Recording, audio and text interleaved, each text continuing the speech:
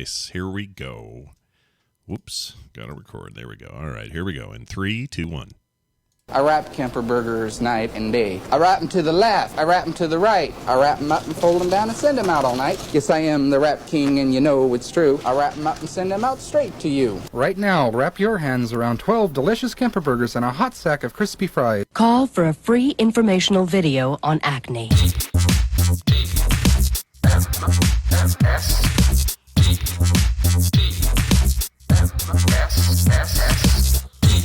The morning stream. That's my safety word.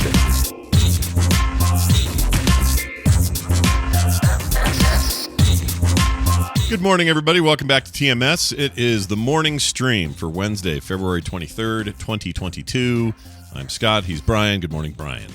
Good morning, Scott. Happy Wednesday. We're halfway through the week. Hump day.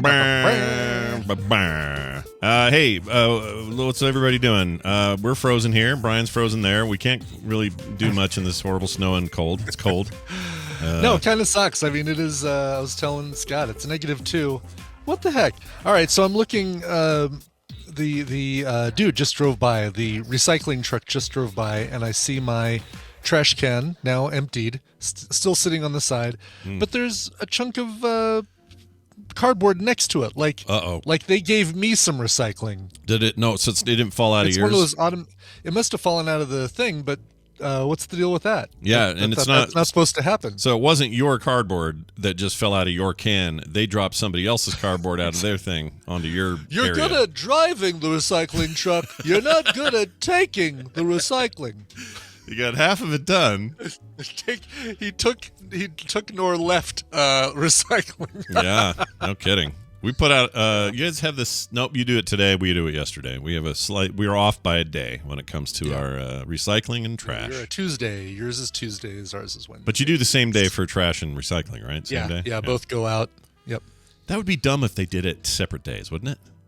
I mean, Not really. Maybe it wouldn't because it's different two trucks. bins. I mean, it's two it's trucks. a different truck. It's different bins. Yeah, and I think different destinations.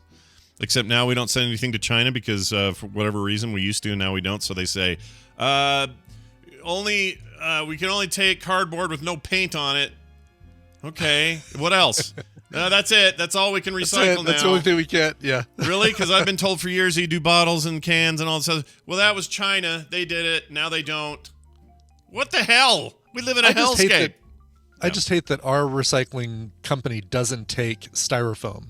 That doesn't make any sense. It seems like every other one does, right? And they've got styrofoam with the little symbol on it. Mm-hmm. But same here. And it used to be they did. They don't now. Yeah. It used to be they did, and now it's like, oh, okay, so whatever you were doing is better now than me just putting in the trash. It's better for me to just put in the trash. That's what we need is smart robots who can sort this stuff and figure it out. Because damn it, the humans aren't getting it right. All right. Yeah. And it makes me. Burgess Diesel, it's every 2 weeks for recycling for us too. Oh, is it? Oh, we get it every week. Weird. It's weekly for your recycling. I wish it was weekly because we get a lot of boxes here, Scott. A lot of Amazon boxes come to this house, believe it or not. Yeah. Might surprise you. Yeah, but, same here. We get plenty of those. In fact, I feel like it's kind of sad, but that's most of our recycling are those stupid Amazon boxes. Exactly. Yeah. You guys all wonder why Bezos can buy a $500 million yacht. Gosh, I wonder. Or a giant penis rocket. Yeah. I'm just trying to imagine what 1995 me would have thought of 2022 me and like all the stuff I get via Amazon. What, the book company? Which wasn't even around 1995, but when we were kids, you and I were kids, we were used to that 6 to 8 weeks thing. Remember that? Yeah, exactly. And you had to send, like, that was not including the time you had to mail your money to the place to get the thing you wanted. Like, I had to get those Star Wars cardboard backings, cut them all out, and put them in an envelope to send away for my Boba Fett action figure, which would come maybe 3 months later. Yeah, the X-ray vision glasses I'd see in the back of some comic book. I would order those and see them in 8 weeks, and it was okay because that's what it was. Yeah. Like, and we're only talking about the 80s here, guys. It's not that long ago. It's not that long ago. It's crazy where we're at today, but it's crazy. So did we even what were landfills back then? Tiny little spaces, no big deal. Because today, where is this all going? Yeah. My gosh, it's so bad. There's so much more. I don't know. I mean, the landfills just were more stuff because we were recycling less. Yeah, I guess so. Yeah, that's a good point. But just the sheer volume now.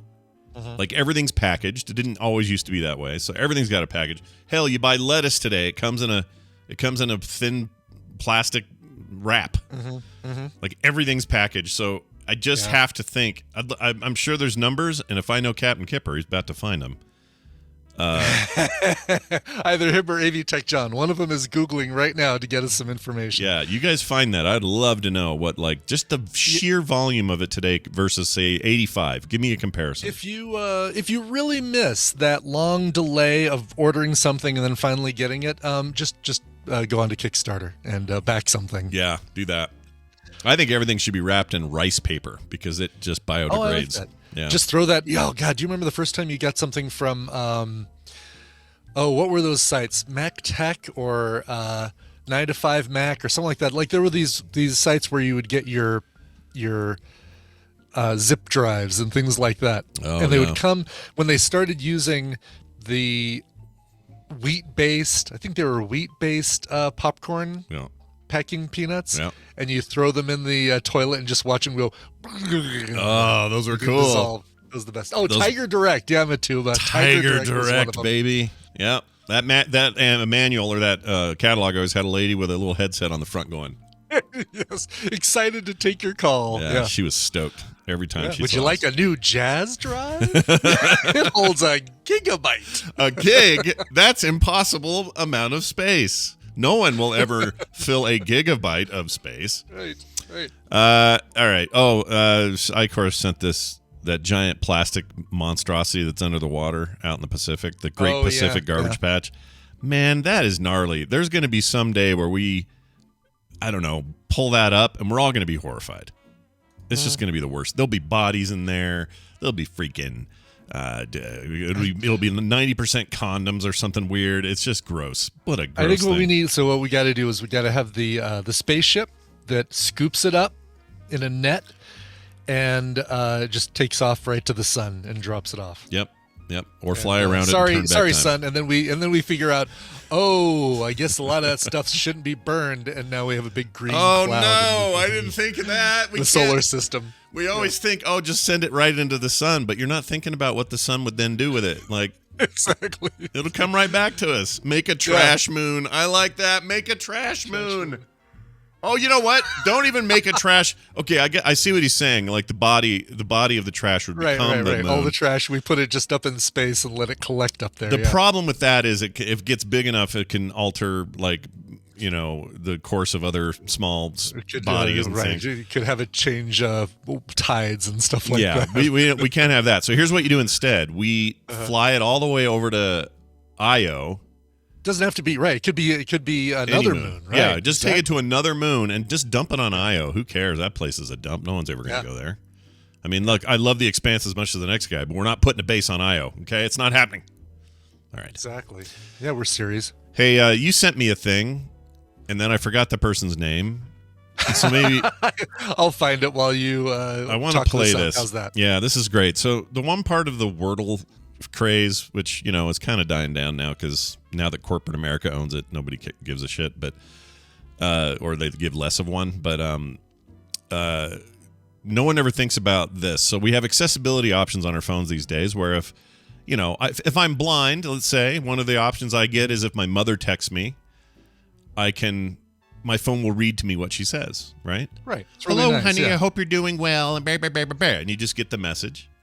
Well, what this about came to us from Michael Bowman. Michael Bowman. All right. Now, what if you wanted... Not to be confused with Michael Bolton. You're right. Very No, different don't person. ever... This is the story of Captain Jack Sparrow. You know what? Best song you ever sang, by the way. I love that. Without a doubt. I think that song actually kind of slaps. I really like it. Like, It does, I know it's a parody for me because I was ready to just write him off. It's really good. I don't know why. Yeah. But anyway, so what if you wanted, like my kids every day are posting their Wordle scores on a text chain. What if we wanted to have accessibility options where our voice assistant reads to us those scores? Yeah. And it's not really equipped to do it, as you will hear in the following clip. Here it is trying to read a Wordle score on this. This was somebody's Android phone, or his Android phone, the person you just mentioned. And this is how it sounded. 40 and 5/6, black large square, yellow square, green square, 4, black large square emojis, 3 green square emojis, 2 black large square emojis, 3 green square emojis, 2 black large square emojis, 8 green square emojis. That was hard. Listen, people, black large square emojis matter, okay? They do. They do. Don't forget. They're as important as any other squares and emojis. But so that was great for 2 reasons. 1, that's ridiculous. Yes. And 2, I love that I could hear him kind of trying to hold back a laugh through the whole thing in his car. Right. That was awesome. And you know that he wasn't recording it the first time he played it. The first time he heard it. So that was his second time hearing it, at least, because he had to record it to send it to us. Yeah. And how great is that? I mean, Great. It's awesome. So thank you for thinking of us and sending that in. That was amazing. And next time I'll remember to write your name down. All right. Also, I had a weird experience yesterday. I just want to share this real quick, and then we'll get to Battle Royale. We got a feud to play today. Went to the break over here. This bar pub food place that we really like. It's just also very close. It's literally like 2 blocks. I can walk to it. Part of this like community we live near. And that's where Hammond and I went to lunch last week. Often, if I have meetings with people, that's where we'll go because the food's awesome. And it's a bar, and it's very bar-y. Like Brian, you'd love this place, I think, because it's like, I don't know, it just screams your name. And they have like an arcade in the back room, and upstairs they got like not shuffleboard, shoot, I forgot the name of it. Anyway, they have like these old school bar things. It feels like a Cheers bar, except there's I want to know what this thing is. Just describe the game. Come on, describe that game that you I don't know what it's called. It's like it's not the shuffleboard with like the puck that you slide down a little long table. Maybe.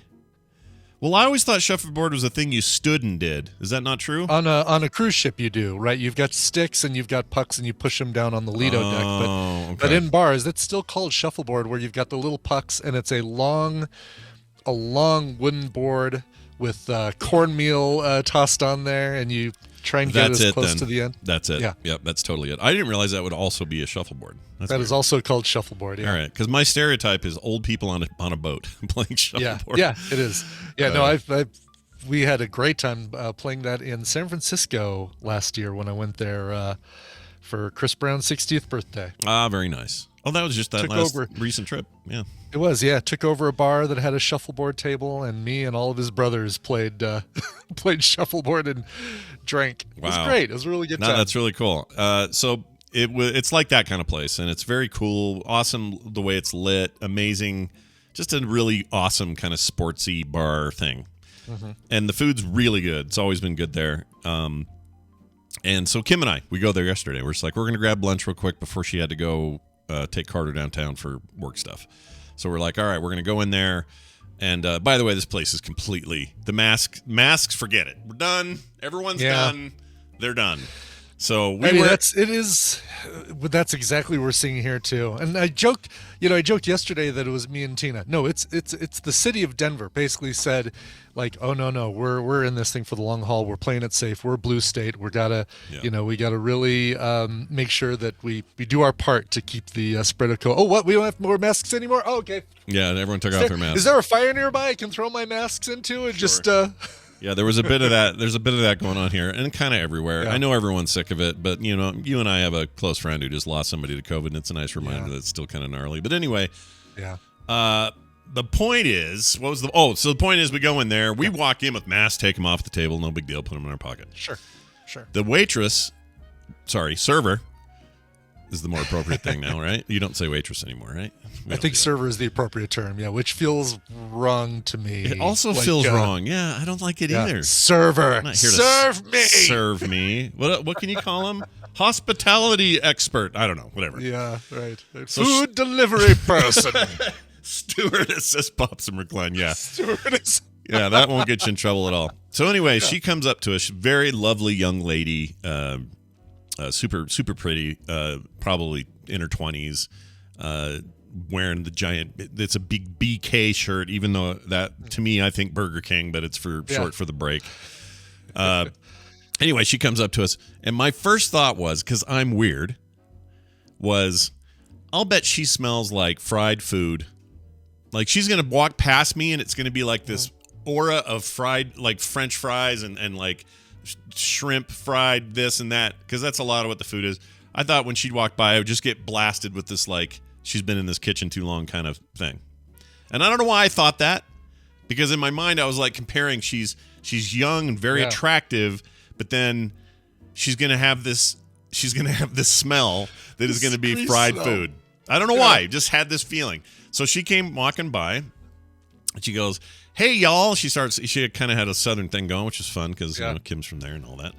And she starts doing the thing, and it turns out 100% backwards. She smelled like the most lovely kind of, I don't know what it was, the most amazing perfume smell ever.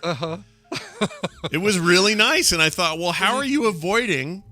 When she left, did you go, hooah? No, that's... No, I just kind of went like, I said to Kim, I go, she smelled great.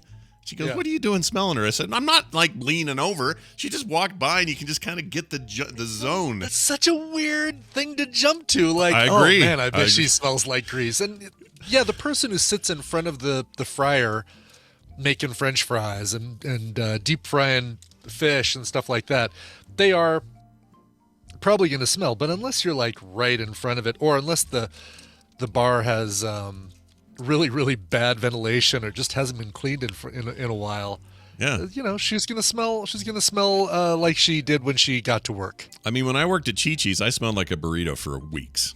I just always smelled like I'd go to, it didn't matter how much I showered, didn't matter, go to school, I'd smell like a burrito during math class. Everybody could smell it. It was awful. And it's because I was in the kitchen, right? So she's not there so much. You spend all your time, exactly. The people in the kitchen do smell like that, and it just sticks to your clothes. And yeah. So again, none of this was like, ooh, leery, like, ooh, she's hot, whatever she smells like. It wasn't like that. It sounded a little bit like that, but okay. It may sound like that, but it's not. And it's a bit like when I talk about Jennifer Aniston's milk breath. I have no idea if she has that or not. Although we did get kind of confirmation that one time, right? Didn't somebody say they worked on set? And she drank coffee so much. So it wasn't milk breath, but she had like... It was coffee creamer. She had coffee mate breath. Yeah, and it was like really pronounced and just everywhere you went. And that made me feel justified somehow. But this is just Scott. This is a Scottism, I understand. All right? And it would be the same if it was a dude. If the dude walked by, I'd go, oh, I wonder if he smells like the fryer. Like, I just, for whatever reason, I had that in my head, and I was pleasantly wrong. And it was nice. Yeah. So come see us in Las Vegas and get up close to Scott on April 25th, 26th, 27th, and 28th at the Plaza Hotel in Las Vegas. It's part of Viva TMS Vegas. Yep. Go to vivatmsvegas.com for details. That's right. By the way, somebody was asking me if I'm still doing the Pinball Festival. I know unfortunately, it's just going to be me. It's just going to be half of the TMS. Oh, yeah. Half the TMS folks are going, not I. But yes, I will be at the Dallas Pinball Festival on the 25th and 26th of March. So I will be here entertaining my Phoenix family who are all coming up to drive me nuts. So that'll be great. Really? That same weekend? Yep. Yeah, that was part. That was a way out of it, Scott. You could have gotten out. I know. Of that. Well. My sisters would have collectively murdered me, but yes. I'm not looking forward to it for a couple of reasons. Mainly, well, let's just say this. I have a family member who told us all to take all our money out of the bank because in February there was going to be a world economic collapse. Right. Sure. And that day came and went because, of course, we laughed it off because what does he know? Yeah. And it didn't happen, of course. Yeah, we all need a Harold Camping in our lives. Yeah, we all need that guy. So then we asked that guy, what happened? He says, it's now in May. It's happening in May. Of course it is, yeah. So he literally rescheduled the collapse, world collapse. He took his figurative shovel and dug out the figurative goalposts and then moved those goalposts another few months down the road so that we can now enjoy... Yeah, you know what causes actually a world economic collapse? Everybody believing they should take their money out all at once. That's what will do it. Right, exactly, yes. Dumbass. Yeah. Anyway, so I got to deal with that while you're having fun. Good luck. I'm going to send you photos. Check out this pinball machine I'm playing. Check out this video game I'm playing. Yeah. We do need to figure out. So one of the events that is happening at TMS Vegas, I think we can talk about it very briefly, and then we got to get some Randy in here. Yeah. But one of the events that we've been talking about is a pinball/video game tournament at the Pinball Museum. So right across the street, down a little ways from Mandalay Bay, is the new location of the Pinball Museum. You can't miss it because right? there's a sign big enough that you can see it from Salt Lake City. The sign, it's so you big. can see it from space. Really, Yeah. You can be on the moon and say, "Oh, there's the Pinball Museum." Mm-hmm. Oh, that's one pinball museum for man, and yeah. So we're going to do a tournament there. We're going to have a way to sign up for it so you can participate. And Scott and I are going to pick 4 specific machines that you have to play. And guess what? You have to pay your own way to play them. We're not gonna provide. We're not gonna put them on a free play or anything. Right. But the way I'm seeing it is 2 video games, 2 pinball machines. Joust has to be one of the video games. Oh yeah. I think for me, my pick of pinball machine will have to be Superman, the big, wide, extra wide pinball machine. Oh, very nice. I like that one. I'll do the Terminator 2 pinball machine. Okay. If for the pinball side. I love that one. Let's see. I won't do Tempest. I don't even know if they have a Tempest machine there, but I will. So for the other video game, I guess we're picking them right now. Video game number 2. We're putting our flag in the dirt right this second. We are. Oh, you know what? I'm gonna have to look at what they've got. I have to look at their menu. Yeah, and that's see. true. Because they if it's a game they don't have, why even pick it? So yeah. Yeah. So Terminator 2, Superman, Joust, and one more video game chosen by Brian will be the 4 games you must play. That's perfect. I love that. Let's do it. Maybe Defender. Oh, Defender. I'm so bad at Defender. I love I Defender, know, me but too. I'm so I just sit bad there at and it. watch those aliens drop my people into those little mountains. Yep. They would fire me from the Defender Corps or whatever I'd belong to because I would get everyone killed. Oh, True Man Food, Dig Dug. I think I like Dig Dug as an option. I like Dig Dug. Yeah. Yeah. We could do that. Yeah. All right. Dig Dug. All right. Dig Dug, Joust, Terminator 2 Pinball, and Superman Pinball. I'm in. This is all You'll good. just record. You'll record your scores. Actually, you will have proctors. Somebody will proctor at each machine. Nice. And write down your scores. Yeah. And winning score gets a very cool prize that I will provide. We need a proctor and we need a comptroller. So get ready, everybody. That's right. Yes. We're making it happen. All right. Enjoy this because this will be fun.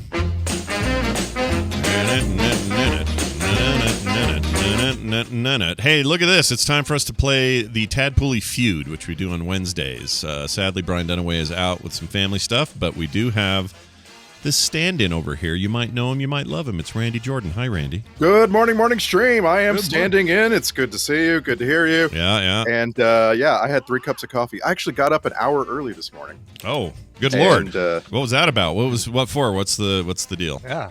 Oh, it's just just excited. I'm in anticipation. Oh man, look at you! Shot out of a cannon. Yeah. No kidding. Yeah, exactly. All right. Well, there you go. At some point during the day, do you just crash? Like at 2:00 in the afternoon, do you just hit the wall and face down on the desk? During the day, we're talking late morning, man. Oh, really? Okay, you don't even make it to 11. Is what you're saying. A half hour from now, or whenever it is that he joins us again for recommendals, that's when he crashes. So watch for that. It's nice to have you here. It's going to be really fun today. We have a listener on the line already who's going to help with all this. Hi, who's this? Hey, this is One Sleepy Panda from the Tadpool. Oh, you are One Sleepy Panda. Yeah, we were just talking about like the me impersonating. You are. Yeah, you're the opposite of whatever it is we're talking about. Well, it's good to have you here, One Sleepy Panda. We're going to play a game. Brian will now tell you the rules and how this all works. Brian? That's right. It's time to play the Tadpooly Feud. I've surveyed the Tadpool on some nerdy topics, and Scott and Randy are going to have to predict the answers that they give. And it's their job. They have a job, one job, and it's to see how many of those answers they can guess. One Sleepy Panda, your job is more important than ever because you're going to be working with either Scott or Randy, and if your team wins, you get a prize package that includes the Paynes Creek Killings and Iron Harvest. Two Steam games that I know nothing about. Iron Harvest is awesome. Iron Harvest. It sounds like Harvest Moon. Only you only use iron implements to You drink heavily and wear a suit. You would be wrong. It's an alternate history thing where World War I continued longer, and we had big steam mechs and stuff like that. It's very cool. It's actually really a rad game made by some European big people. steam mechs that you use to harvest your onions. Yeah, harvest your onions, which is what everyone subsists on in this hellscape that game is. But it's very cool, and it's basically it's an RTS, so it's think of StarCraft or whatever, but really, really rad game. I think this is a good one. And the Paynes Creek Killings is you play Janet, a young and upcoming journalist who's been asked by your editor to investigate the mysterious abandonment of a once lively town. Wow. Man, that's Janet. Janet.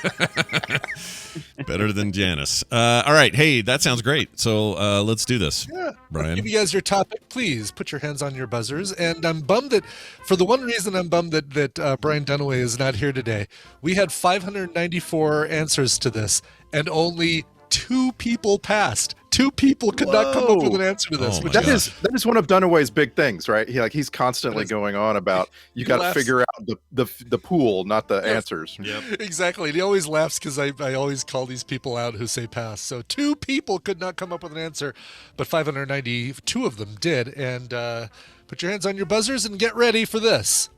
Name something you grab before you head out the door. Scott. Oh, geez. Keys. My keys. Keys. All right. Show me keys.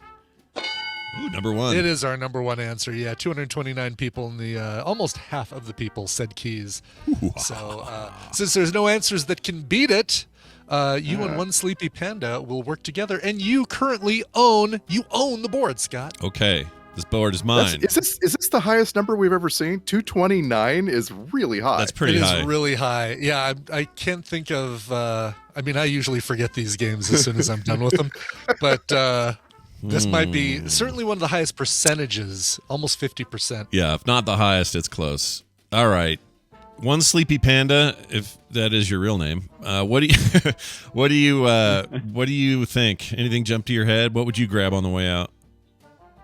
I can confirm that is not my real name.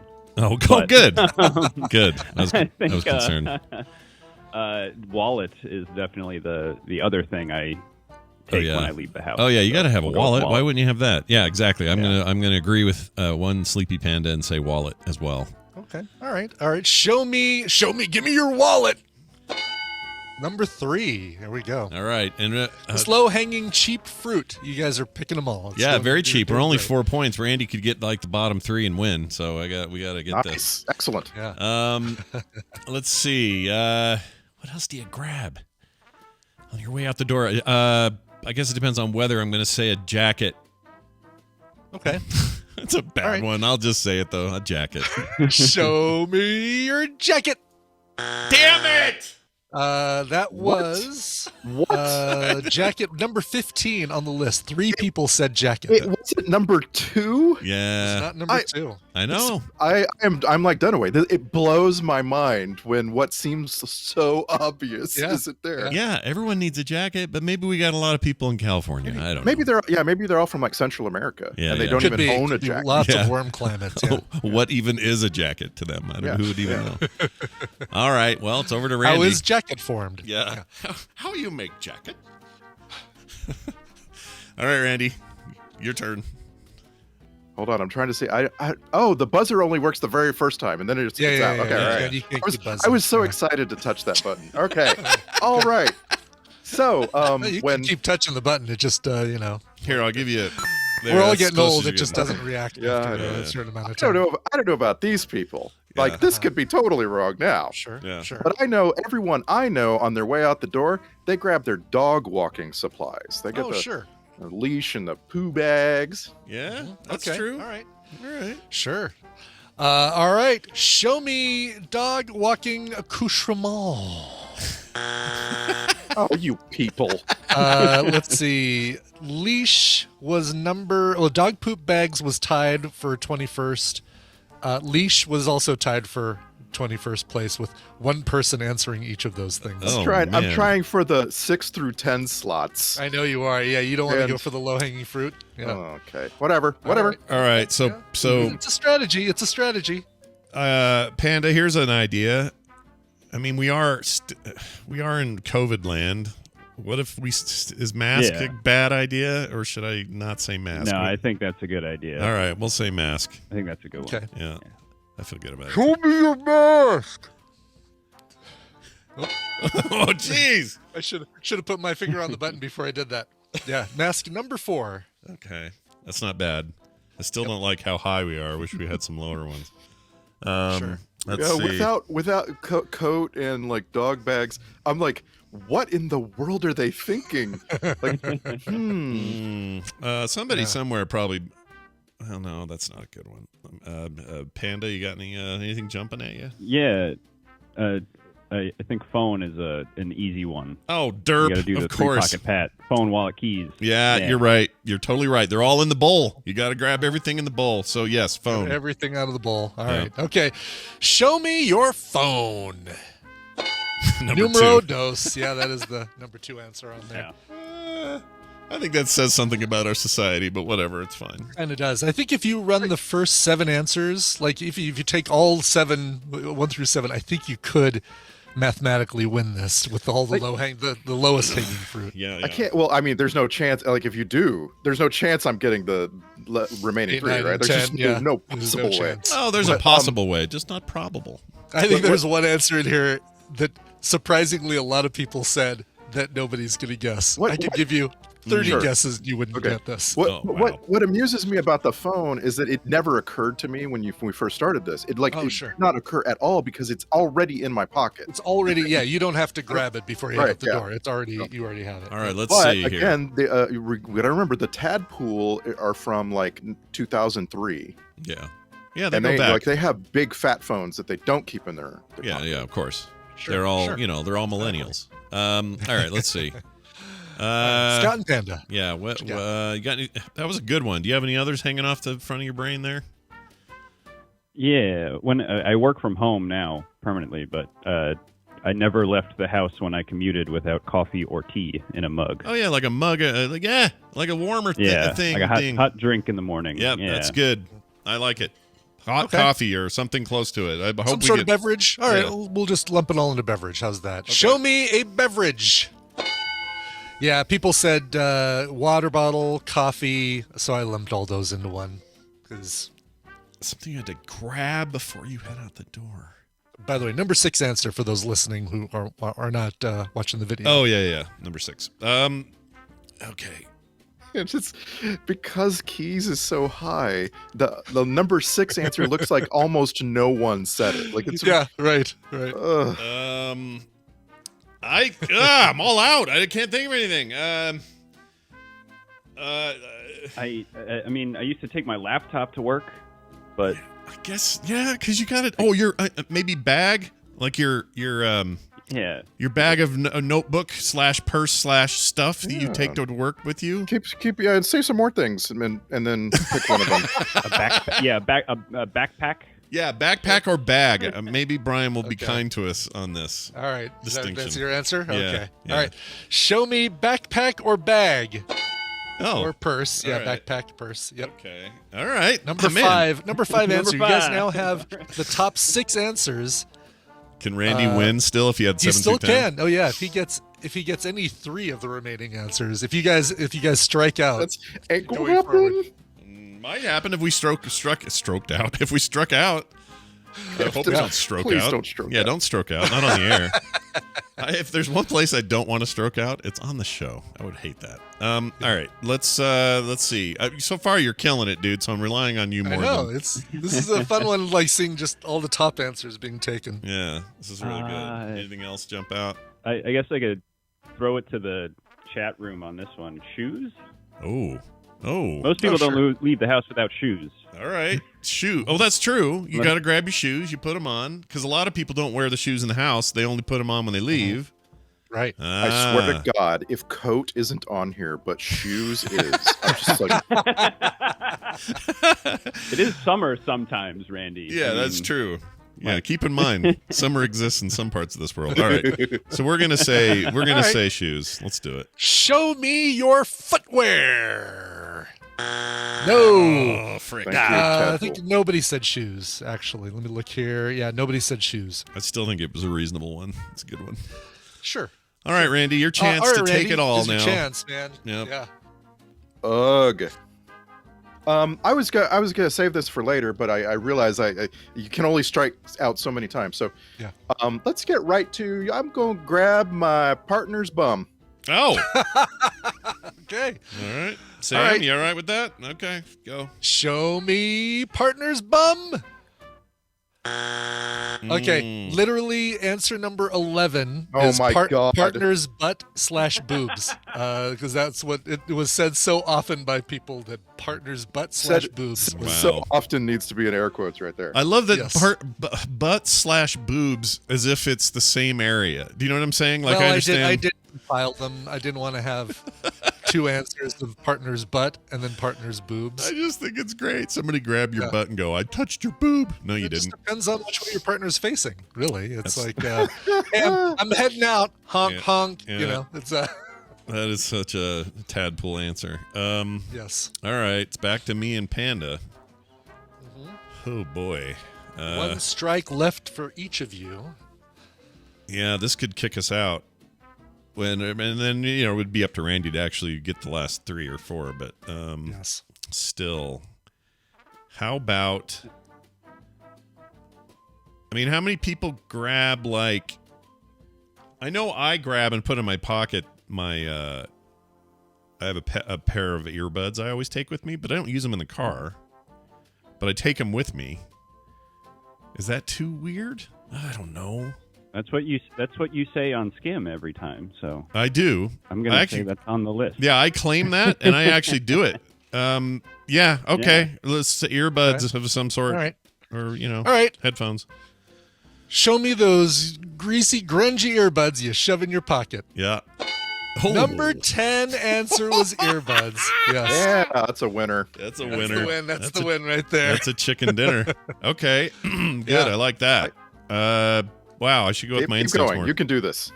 What else is? I'm just looking what's in my pocket. Let's play. What's in Scott's pockets? What's in Scott's pockets? I have a piece of gum that I should have probably eaten by now. It's probably gonna be stale. I probably won't eat it. So that's not. Oh, gum. Maybe gum. What do you think of gum? Oh, have we lost sleepy? Maybe. Yeah, maybe. I don't know. I like to grab gum or mints. Can't hurt now. Yeah, it can't. You're right. It won't hurt us now. We'll say gum, mints, that sort of thing. Breath freshening item. Show me gum. Damn it. Also tied for 21st place. One person said gum. All right. I am not going to exit this thing with 0 points. Yeah, you need to get something, Randy. Come on. So I've made a little list here, and I'm trying to prioritize it. Okay. And the top 2 on my little list are coming to sunglasses and lunch. And I can't decide which is more. It's in there. If one of them is in there, I'm sure. AR-15. No, don't take that with you in the car. Oh, don't do that. Yeah. I got to go with the glasses. Like, it feels a little more likely that a lot of people out there grab their glasses, their driving glasses, their sunglasses, their outdoor eye gear. It feels a little more likely than your lunch, but man, I really I hope they're both in there, but let's just start with sunglasses. Let's start with sunglasses. All right, show me your Ray-Bans, your Foster Grants. Oh, hallelujah. Number 8 on the list. Yeah. I'm not the biggest loser. No. Okay. We've had way worse performances on here. So I've already said it. We gotta go with the food. You grab your food because you're going out and you're gonna eat later. Yep. All right. Show me your lunch, your snack, your whatever. That is not on there. Let's see. Lunch was number 16. 3 people said lunch. Fine. Okay. My third guess was going to be those reusable shopping bags that you keep. Oh, sure. By the front door. Yeah, and I just don't. After the coat incident, I just don't trust the tadpole to also have reusable shopping bags. Like I don't know. They're like, again, they all live in 2003. Is the message that I'm trying to get across? No reusable shopping bags. But listen, in these warmer climates where they don't need a jacket, if they're bald, they might want to take a hat. A hat. Yeah. Number 7 answer on the board was hat. They seriously said hat at number 7. No kidding. That's it's wild. It is wild. What is this? The 50s? Freaking Ward Cleaver grabbing his hat on the way out. I'm telling you, you got to remember who they are. They're all my grandfather. Well, the ones right. I do always have a hat with me, pretty much. So I'm not. Yeah, surprised. I do too. I have to. Yeah, I always take a hat. Now that I think about it, I always take a hat. It's just that I only picture that as a old guy thing. You know? Yeah. But we're all taking baseball hats and stuff. You know that grandfather that the tadpole is that's always trying to be funny and always trying to be funny. Wait. Always trying to be funny? Yeah, they're always trying to be funny. Until you said that, I was like, oh, they probably answered Kane or they're Walker or like funny. They're trying to be funny? Yeah. Oh, yeah. So let's see what number 9 is. Funny. Because, number 9's funny. What do we got? What thing you grab before you head out the door? No. Doorknob. Ah, my God. Number 9 answered doorknob. You're right. Yeah. Yes. A fair number of them also said crotch or testicles or penis. That was number 12, by the way. Yeah. Right after partner's butt and boobs was testicles or penis. Thank goodness that trying to be funny meant grabbing the doorknob, because I was like, I was gonna say, like, is it clown horn? They grab their clown horn and strip it to their belt. They want to have that so they can be funny while they're out. Aruga they want to do as they leave. Yeah, that's I can't believe we didn't think of that. And also I think it's really funny that Sleepy Panda got it right before you dinged it. That's great. That's very good. Yes. Some other answers on here: pocket knife. Let's see. Pants. They grab their pants. Vape. Vape? Oh, the vape. Yeah, you got to grab the vape. Watch, 3DS, office badge. Kane was on there. One person said Kane. And then you get stuff like insurance card or kids or my head when I remember I forgot something or reefer. Oh, yeah, you got to get your weed. Kids was on that quick list I made. Yeah. And I was like, was it? Yeah. Grab the kids. Yeah. Because again, if the tadpole is my grandfather, the kids are all grown up and out of the house. So yeah. Yes. I'm starting to think, since someone put 3DS, I'm like, dude, really? We're like many consoles. But the 3DS fits so nicely. It fits better in your pocket than the Switch. The Switch. That's does. true. I loved my 3DS. I really did. My daughter has it now. I'll never see it again. All right. Well done. That means this. Winner, chicken dinner. Sleepy Panda wins. And hey, Brian, how does he get his prizes? What does he have to do? You should email me at coverville@gmail.com, and I will get him those prizes to make him a little bit less sleepy, playing some exciting and maybe possibly scary games. Oh, very nice. Hey, I have a question for Sleepy Panda. Oh, sure. So I play a lot of Overwatch. Yeah. And I keep track of all the names of all the strangers that come into the lobby, right? And play with them. It's not weird. And I have this question that's been running, and I've been asking people for months and months. Why are so many people who like choose an online nickname? Why is that online nickname Sneaky Squid or Sleepy Turtle or Magic Panda or Magic Squid or Sneaky Turtle or why? Like those those two Sneaky Turtles? Like weird. Sleepy Magic Sneaky plus Squid Panda or Turtle equals most of the people I come across, and I'm just curious. Also, like, it's what also is how they come up with Chinese restaurant names. By the way, the same method. Yeah, that or Golden Walk. You only have those. Golden, Golden right, something. Exactly. So Sleepy Panda, how did your name come about? So mine is because I struggle with insomnia, and pandas are my favorite animal. So that's easy. I like that. No, that's good. But I think, Randy, what you're experiencing, if I remember correctly, when you sign up for like Xbox Live or any of those services, they just give you a random name to start with. Maybe it's like just people who haven't bothered to change from the default. Because like my wife's gamer tag on my Xbox is Giving Parsley. Oh. Because she's never... That's a weird one. Which is also the name of a local Chinese restaurant. Yeah, Giving Parsley. It's amazing. Yeah. They have an amazing buffet. Well, congratulations. I think you deserve to win today. You pretty much won that single-handedly. And we will see you next time. Thank you very much, Sleepy Panda. Randy, thanks for hanging with us. And you know what's going to happen after a little time here, and Tom Merritt, you're coming back because we're going to do recommendals today.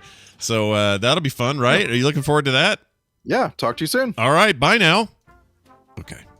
So Randy has been removed from the call. Let's see if he sounds less animated when he comes back. Like he's, He very well might. You never know. Hitting the wall, guys. It's really, I need another cup. Sam's rushing right now to get him an espresso. All right, that's going to do it for this first half of the show. We'll be back in a minute. Before that, though, we got to play a song, and Brian will now regale us with whatever the hell he picked. Oh, I so will. So Gerson, you remember when Gerson won on Monday's TMS Battle Royale? He won part of that, won some prizes. Well, he also reached out to me before winning because he got in touch with one of his favorite indie bands, a band named Team RKT, like Team Rocket, but it's Team RKT. And he reached out to them saying, hey, can we play your music on TMS? And they said, oh, my God, we'd be honored. So I don't know if they actually know us or if they just – because they're also podcasters. Oh. They do a podcast, comedy paranormal podcast called This Paranormal Life. Oh, nice. I like it. Kit Greer, Mulvena, and Rory Powers. They are also award-winning podcasters. They just give those to anybody these days. Yeah. Anyway, this is the band Team RKT. And from the single that they released in 2019, here is Working Sundays. Debbie, what's all the excitement about? I just called 976 Suds to catch up on my favorite soap. Called who? 976 Suds. It gives you all the romance and intrigue of the day's episode of any soap you choose. Really? Sounds great. Yeah, but that's not all. It also gives you an exclusive preview of the next show, plus news and gossip about your favorite soap stars. Here, you call. It's quick and easy to make visual aids for flannel boards.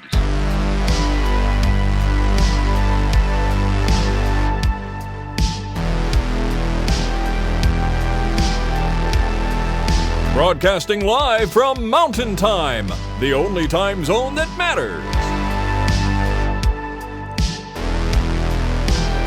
All right, we're back, everybody. That song, once again, from those award-winning podcasters was? That's right. It's Working Sunday from the guys in Team Rocket, Team RKT. Very. Maybe it's Team Racket, because they're a band. They make a lot of racket. Oh, it could be. Yeah.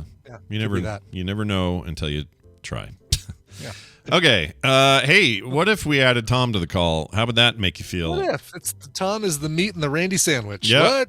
What? I like that idea, but first this. With the computer, as with any tool, the concept and direction must come from the man. That man is Tom Merritt. He joins us on Wednesdays, and we talk about Tom Merritt stuff, which is usually tech-related, because Tom Merritt is a the tech expert of the internet. I don't know if you've been told, but officially he's been christened that. Is that official? It's official now. Official. Yeah. I don't know if I like that. Oh, well, a lot of responsibility. Look, with great power and all that comes. With great power comes everyone coming at you on Twitter. Yes, that's the truth. That's the new way. Yep, that Spider-Man thinks of it. Come at me, bro. Yeah. I'm sure it'll be fine. No one will give you a hard time. But having you here is always a pleasure, and I really like it. So part of that is, hey, Tom's digging around for tech stories and trying to figure out what today's daily tech news show is going to focus on, that sort of stuff. And oftentimes that means in the morning he's already got the cool story. So Tom, share what you found. Well, not much. Oh, okay. Thanks for swinging by. We'll see you next time. No, it's going to be a fun show today. Scott is going to talk to us about game preservation in light of Nintendo's decision to pull games off of old consoles, which I think is less controversial than but we're not committing to putting them on anywhere else. Right. Also, we're Nintendo, and we always go after people and try to get them to stop preserving our games. So that's going to be a fun conversation that we're going to have today. Yep. Yesterday, we had a great conversation with Laura Shin about this big hack that happened back in 2016 on the Ethereum blockchain. Those of you who are big fans of cryptocurrency, this was huge news. Other people maybe have never heard of it, but essentially somebody figured out a vulnerability and took about a third of all the coins out of Ethereum in 2016. Ooh. I'm sorry. They took a third of the coins out of an effort called the DAO. It was about 5% of all the coins of Ethereum. And Laura Shin thinks she figured out who did it. as part of research for her new book. So she talked to us about that and explained what a DAO is. A DAO is a decentralized autonomous organization where decisions are made based on how many coins you own in the organization. So it's not coins as in Bitcoin, it's coins as in tokens that give you voting rights in the company. And then there's smart contracts on the Ethereum blockchain that enforce that so that you can run the organization democratically. And this has become most famous recently with the folks who tried to use a DAO to buy a copy of the Constitution. You may have heard of Constitution DAO. Yeah. No, so that's awesome. Yeah. So we got a great explanation from her about that as well. So if you want to understand DAO, check out yesterday's Daily Tech News Show. And then today, Scott, how you feeling? You feeling the love or the hate for Nintendo? Or I mean, Nintendo continually always a weird double-edged relationship with them. I think for a lot of gamers, they represent some of the most important landmark titles and innovation in the industry, and also this just weird position they have in the industry where it really doesn't matter what the big boys do. They just continue to be a different kind of big boy and continue to do what they do, and they do it well. And then they also do a lot of stuff really poorly. And we won't be getting into that today about, their internet strategies have always been kind of subpar and years behind everybody else and all that other stuff. But it does go a little bit into the discussion of what are they doing to help in game preservation? Because as it stands right now, their attitude is basically this. They're like, well, we're pulling all the virtual console stuff we had you pay for and that you technically bought and own. We're going to pull all that from the Wii and from the 3DS shop and probably eventually the Wii U, because that'll be coming up next. And, the DS shops and all that other stuff are going to get all gone and away, which is, again, consistent with what they've always done. But what gamers have always said, then we've always said, okay, fine, where can we get it then? So even if I have to pay again, can I get it again?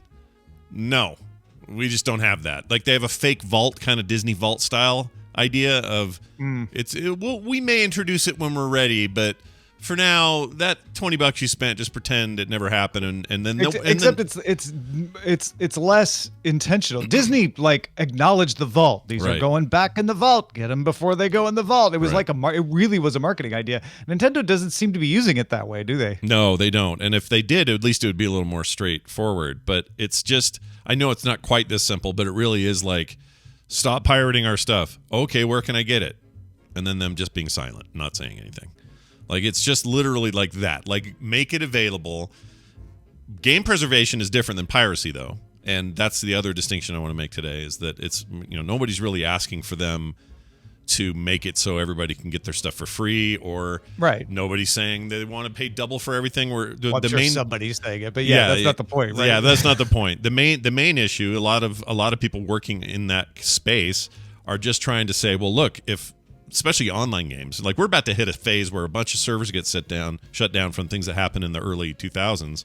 Yep. And we're all going to go, wait a minute, is that even playable? Does it even exist in the future? Is there a way to preserve those things? And places like archive.org have some ideas. Other people have some ideas.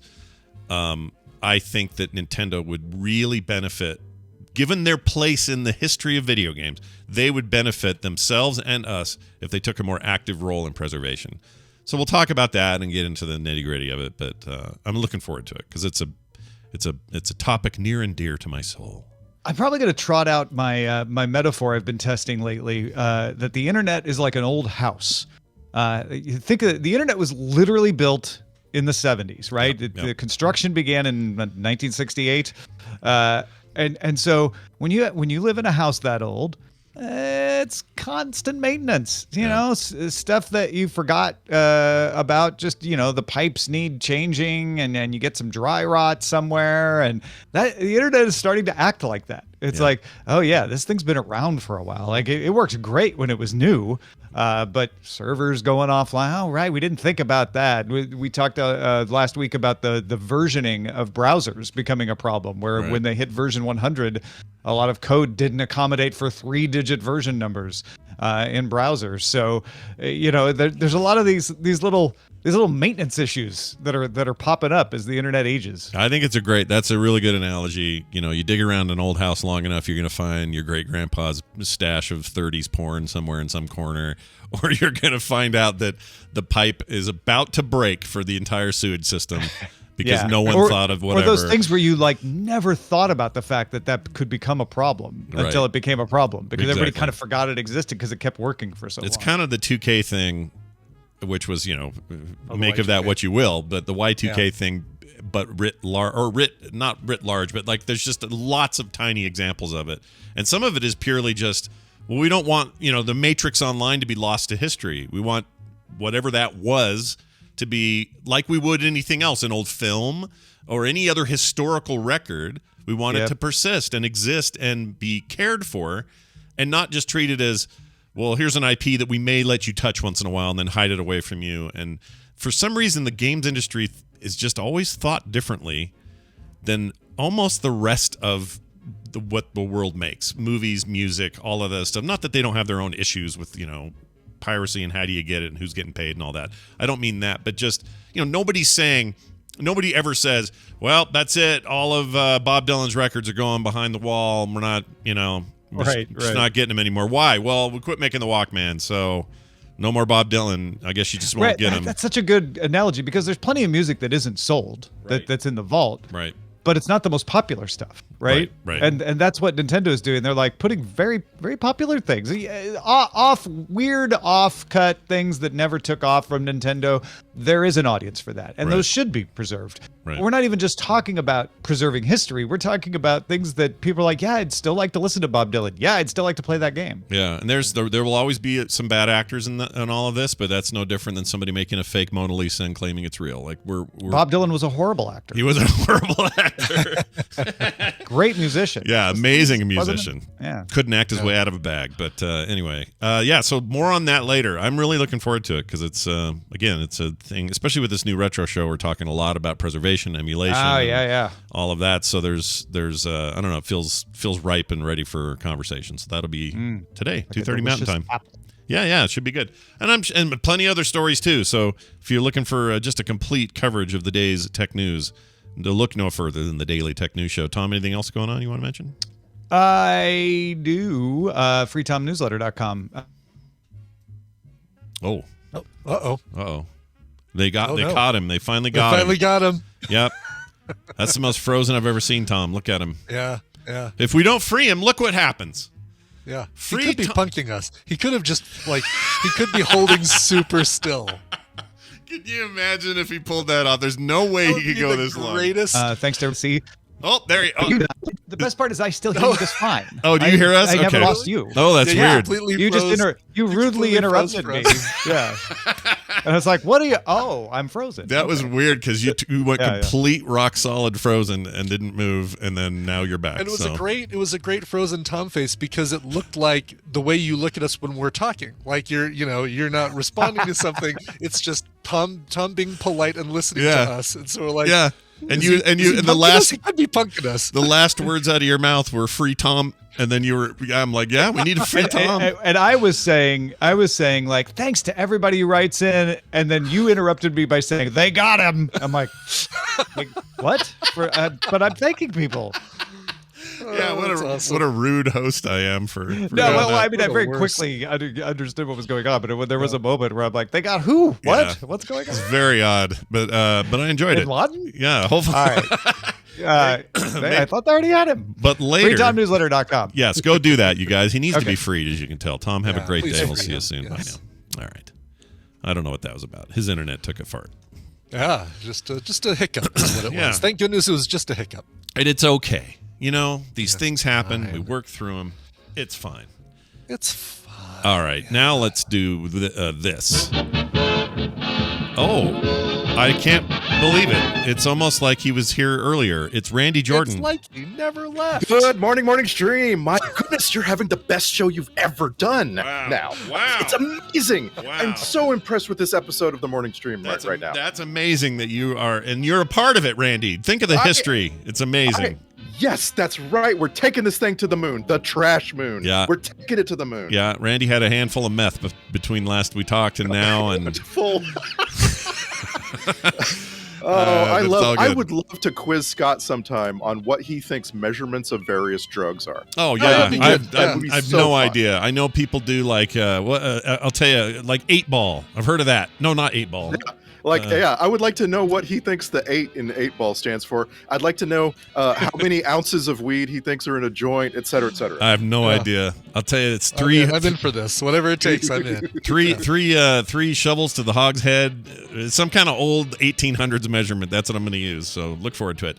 All right. So, I'm here to talk about things that are streaming that people should watch. And as I said to you guys a couple days ago, I'm running low, my friends. Man, it was the Winter Olympics. The Winter Olympics was on TV, and there's way more than you can watch, right? Yeah. How were they? Did anybody watch the closing deal, or has that happened yet? Okay, it did happen.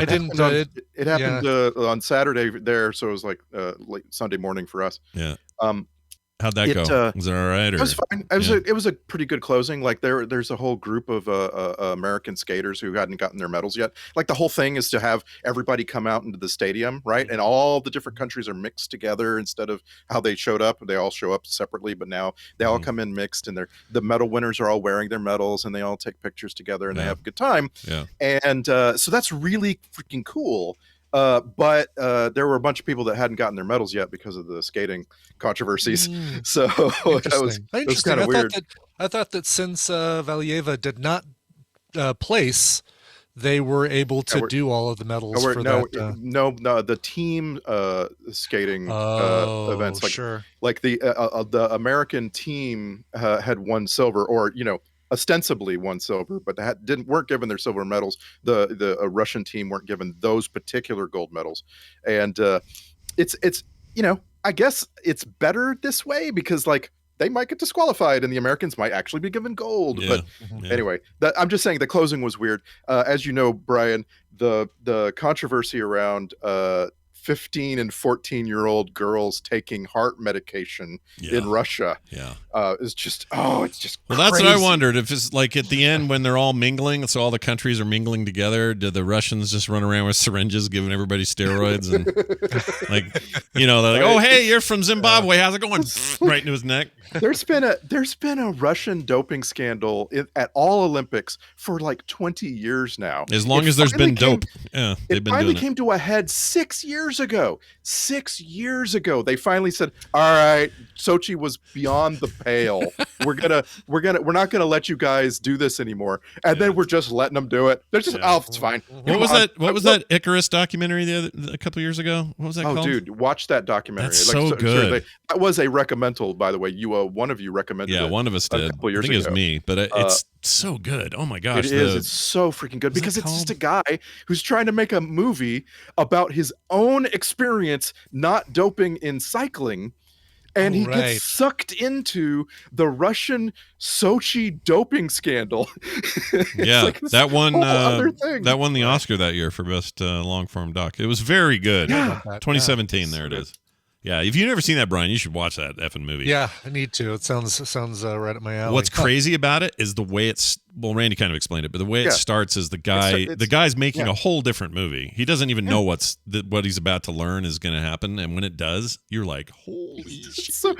It's so funny because he's like, I'm making a movie about me as a professional cyclist or a professional racing guy, and I want to find out how all these people that are beating me, how they're doing it, right? Yeah. So he just starts asking around, who's the person I need to go to get the drugs that they're using, and he finds himself talking to a Russian dude who then has to escape from Russia, and the whole world is chasing after him. Oh, it's just freaking this guy's still probably under threat, but he's probably got a Putin head on him for all we know. I don't know. Like, it's crazy. The whole thing's nuts. Bobby Franks, this is just me. This is me, man. I'm sorry. I was gonna say I love it when I hear Randy yawn in the middle of a sentence, like, oh, the coffee's starting to wane a little bit. I thought it was more of a coffee burp thing he was holding back, right? Not one of those. Kind of one of those. Anyway, point is, not a lot of TV watching this past couple of weeks. So all I'm saying is I'm running slim. My that doesn't mean my recommendation isn't good. I think it's good. I want to make a band called Running Slim. I like that name. Running Slim. Mm-hmm. Yeah. Something about it. All right. Well, let's start with Brian. Brian, you got a recommendal or two. Today with two recommendals as usual. Let's start with this first one, which is a series. All right. Here you go. See if we can figure it out. mean, if you don't think we should keep seeing each other, I'm certainly not going to force you. We've been seeing each other for 3 months, and you have never once opened up to me.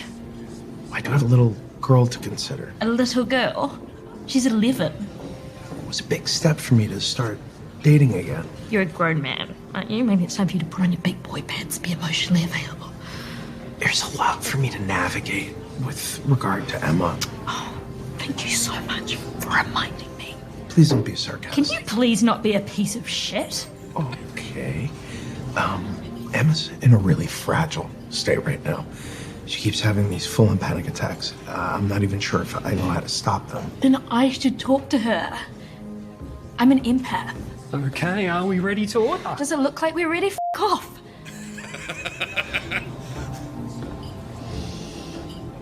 You don't think I'd make a good mother, do you? 11 is young still, for that guy's credit. This also needs to be an extra premium event over here at Disneyland. You can have a meal with Olaf from Frozen. No. Oh, well done, recognizing the voice there. That's Josh Gad. I know Josh Gad. It's the most recognizable voice, I think, in our generation. I'm amazed because I was listening to that and I'm like, oh, they're never, I would not figure out who that was, especially because it's whispering. But this is great. This is a show called Wolf Like Me, and it has absolutely nothing to do with the clip I played you. I mean, that is the opening clip of the show, and Josh Gad is the main character.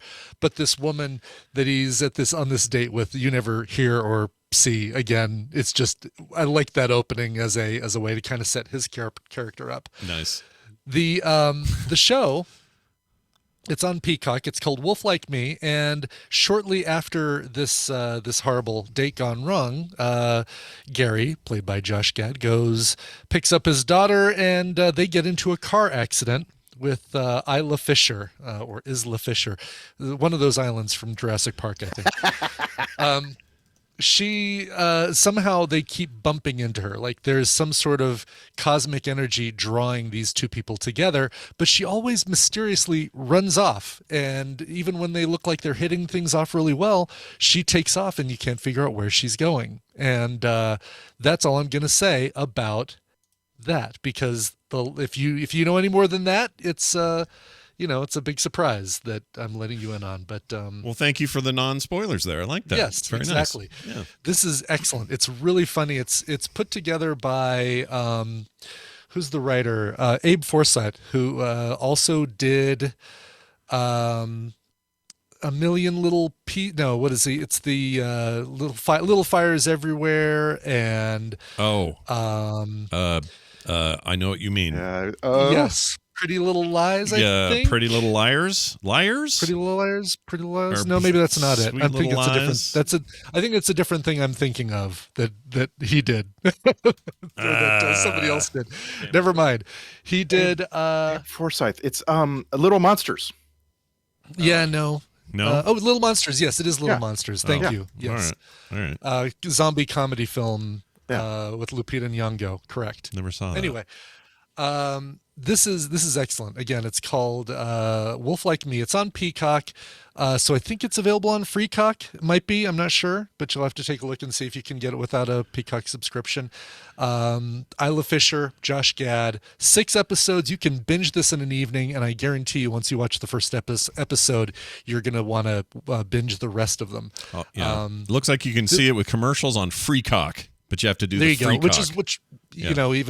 That's how we watch it with commercials, and the commercials are brief. Yeah. This was recommended to me by J.K. Grammer, and it was recommended to him by his girlfriend, and he wanted me to do the Tina voice for his girlfriend, recommending to watch Wolf Like Me, and I'm not going to do it. Oh, you're not going to do it? Okay. No. All right. I'm going to go all that way to say that I'm not going to do it. Oh, Josh Gad. He must be Josh Gad Friends, because he's also in that zombie movie. So Josh Gad all over this guy's work. That's interesting. Yeah. Anyway. Yeah. All right. And we're like having a mini sack here. Abe Forsyth is working on the next RoboCop movie. Oh, cool. That's interesting.